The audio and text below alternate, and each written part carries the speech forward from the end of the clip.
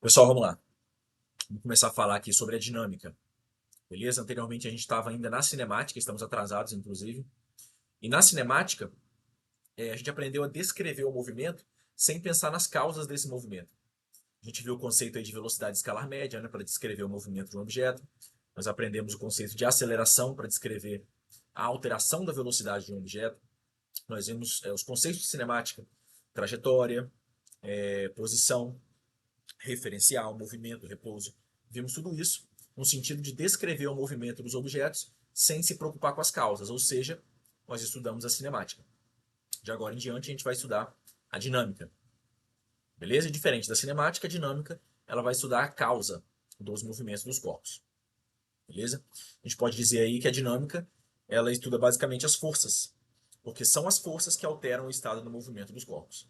Então, se você tem um objeto em repouso, você quer colocar ele em movimento, você tem que exercer uma força. Se você tem um objeto que está em movimento, por exemplo, um carro se movendo muito rápido, 200, 300 km por hora, se você quer parar esse carro, quer colocar ele em repouso, você precisa exercer sobre ele uma força. Beleza? Então, forças são aqueles entes físicos que alteram o estado de um movimento dos corpos. Mais para frente eu vou falar sobre as leis de Newton, né, que descrevem com mais precisão o comportamento das forças. Mas por enquanto, vocês precisam saber que força altera o estado de movimento dos corpos. Essa imagem aí tem alguns exemplos de forças. Algumas delas nós vamos estudar nesse trimestre e as outras ao longo aí do ensino médio. Então, em particular, a gente vai estudar aqui a força gravitacional, que também é chamada de força-peso. Né? A gente usa a letra P para falar da força-peso. Mas tem outros exemplos aqui ó, de forças. Ó. Força de atrito, força elástica, força magnética, força de tração, força de empuxo, força de arrasto, entre outras também. No terceiro ano vocês vão ver sobre força elétrica também. Beleza? Então, algumas características das forças, né? Então, as forças, como eu já tinha mencionado em alguns exemplos anteriores, né, nas outras aulas, as forças são grandezas vetoriais. E, como tal, você pode representar elas por uma setinha. Lembra disso? A gente aprendeu a somar, subtrair vetores. A gente representa graficamente essas grandezas como uma seta. Então, as forças são grandezas vetoriais. Então, elas possuem valor numérico, possuem unidade de medida, possuem direção, faltou o O aqui, e possuem sentido. Beleza? Então você não consegue descrever uma força apenas com valor numérico e unidade. Você precisa informar também a direção e o sentido. Então o que as forças fazem? De maneira geral, as forças fazem essas três coisas. Elas aceleram os corpos, e é basicamente só esse aspecto aqui que a gente vai trabalhar neste segundo trimestre. Então, se um corpo está com uma certa velocidade, eu quero mudar a velocidade desse corpo, eu vou exercer sobre ele uma força. Então, a gente sabe que a mudança de velocidade é aceleração, né? Então forças aceleram os corpos. As forças deformam os objetos também. Quando você tem um carro, você bate numa parede muito forte, você deforma o carro todinho, o carro se comprime, né? Se deforma muito. Isso se deve à ação de uma força. E as forças também equilibram os corpos. A gente vai ver um exemplo disso daqui. Beleza? A força é uma grandeza, né? Então a gente mede. Se a gente mede, tem que ter unidade de medida. A unidade de medida padrão de forças no Sistema Internacional de Unidades é o Newton, em homenagem a Isaac Newton. Assim como eu falei aqui anteriormente, ó, as forças são grandezas vetoriais.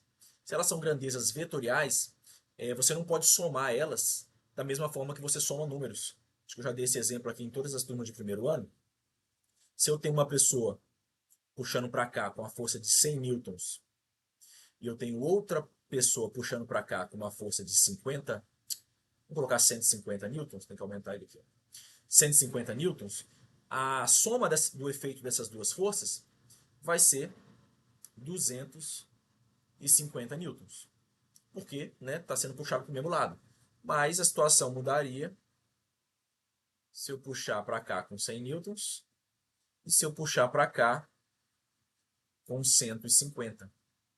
Vocês concordam que o efeito vai ser diferente, né? Vai ser a mesma coisa que eu puxar só para cá, do lado de cá, com 50 newtons. Então, nesse caso aqui, eu faria a soma do efeito das duas forças. Aqui eu ia subtrair. Apesar das forças serem iguais, numericamente falando, né? Mas como a direção, ou melhor, como o sentido das forças é diferente, a maneira como eu combino elas muda também. Beleza? Então, pelo fato de forças serem grandezas vetoriais, quando eu tenho que combinar o efeito dessas forças, eu vou ter que fazer o quê? A soma vetorial, conforme a gente aprendeu nas aulas anteriores. beleza? A soma de todas as forças que atuam sobre o corpo, a gente chama de força resultante. Então, essas figuras aqui exemplificam isso, né? Se eu tenho uma bolinha aqui, eu estou puxando ela para cima com a força F2, e eu estou puxando ela para a direita com a força F1. Qual é a força resultante, ou seja, a soma do efeito dessas duas forças? É essa força aqui, ó. Então, se duas pessoas puxassem aqui para esses dois lados, uma para cima, uma para a direita, o efeito dessas duas forças seria esse daqui. Então, é a mesma coisa que uma pessoa puxasse nessa diagonal aqui.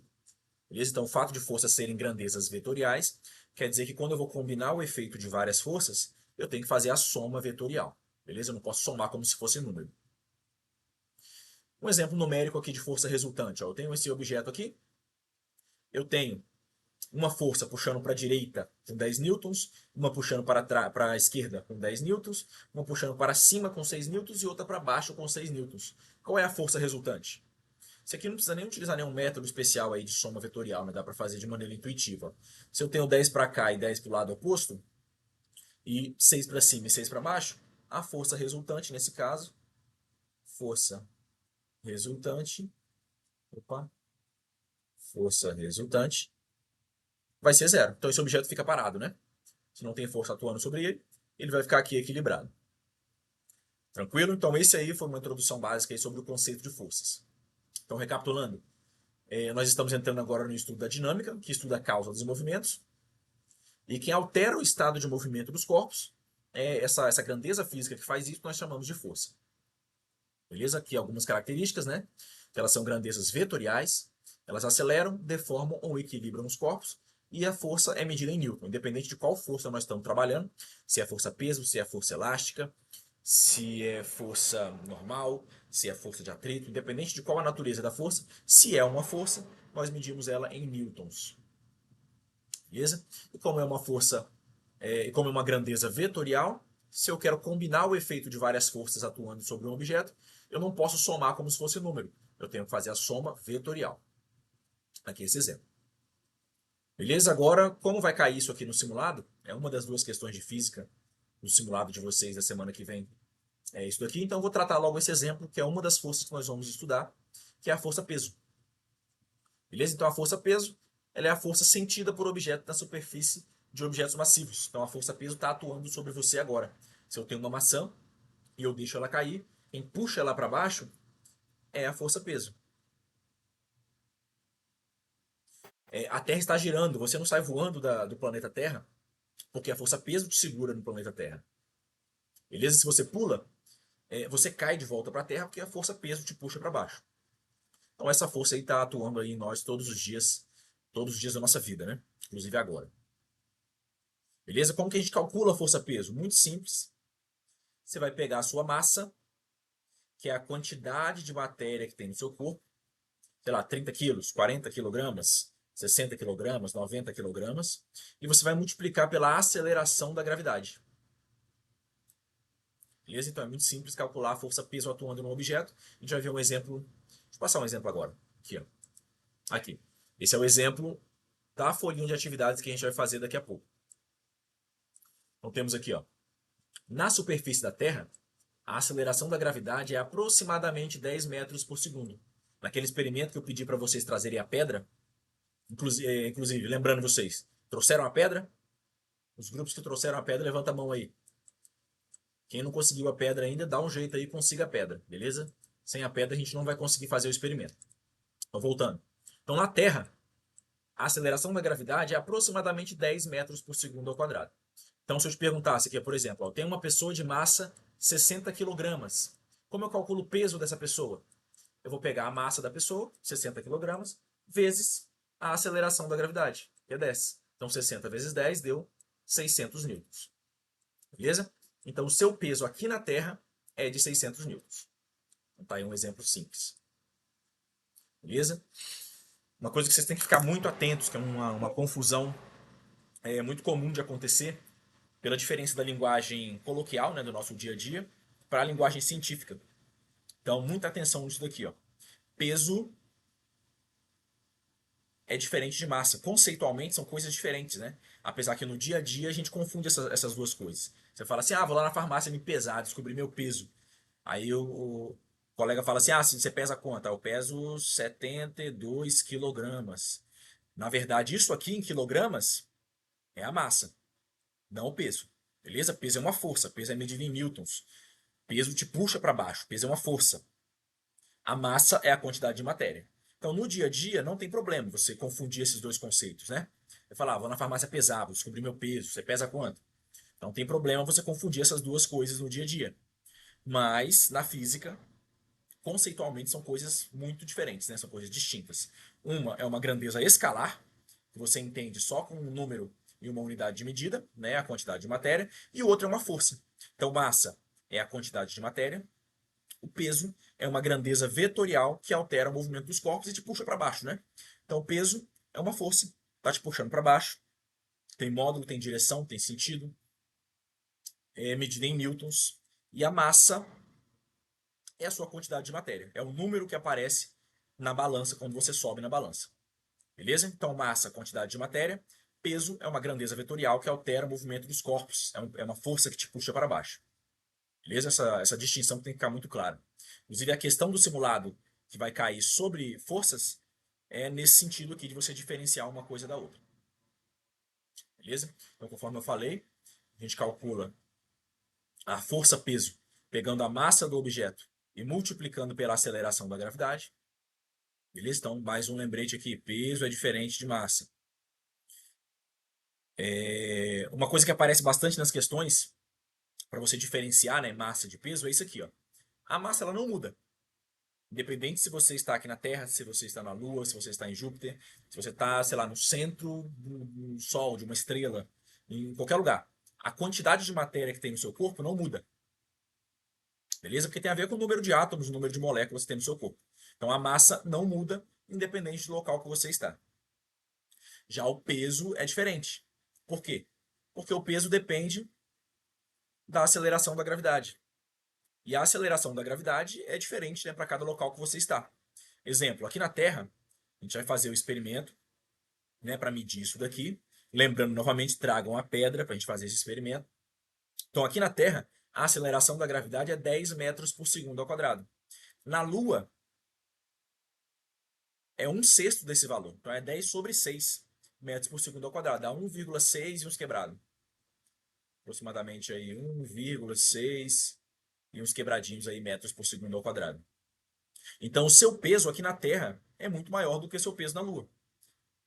Vamos pensar o seguinte, ó. Aqui na Terra, se você, vamos ver seu peso na Terra aqui, ó, peso na Terra. Se sua massa é de 60 quilogramas, a aceleração da gravidade aqui na Terra é 10. Então, o seu peso na Terra é 600 newtons. Agora, o seu peso na Lua, a sua massa é a mesma, sua massa não mudou, 60 quilogramas. Então, bote 60 aqui, ó, vezes a aceleração da gravidade na Lua, que é 1/6 desse valor. Então, vai ficar 600 sobre 6, vai dar 100 newtons. Beleza? Então, tem essa diferença aí. O peso pode mudar dependendo de onde você está. Se você estiver, por exemplo, em Júpiter, a aceleração da gravidade de Júpiter é maior do que na Terra. Então, o seu peso é maior em Júpiter do que na Terra. Beleza? Lembrando, peso é a força que te puxa para baixo. Então, é muito mais difícil você dar um salto aqui na Terra do que na Lua. Né? Que na Lua, o seu peso é 6 vezes menor do que aqui na Terra. Então, você pula muito mais alto na Lua do que aqui na Terra. Beleza? Então, lembrando, peso é diferente de massa. A massa, ela tem a ver com a quantidade de matéria no seu corpo. Portanto, ela não muda independente do local onde você esteja. Se está aqui na Terra, se está na Lua, se está em Júpiter. E o peso ele muda, porque depende da aceleração da gravidade do local. Se você está aqui na Terra, o seu peso é um. Se você está na Lua, o seu peso é outro. Se você está em Júpiter, o seu peso é outro. E assim por diante. Beleza? Tem essa distinção aí. E com isso a gente encerra essa introdução. E agora eu vou colocar vocês para fazer esta listinha de exercícios. Beleza? O professor aí que está me substituindo vai projetar essa listinha. E vocês vão fazer, não precisa copiar. Só coloca assim, ó, número 1 e marca a resposta correta. Se for a letra B, se for C. Número 2, marca a resposta correta. Não precisa copiar. Beleza? É isso aí. Até a nossa próxima aula. Tchau.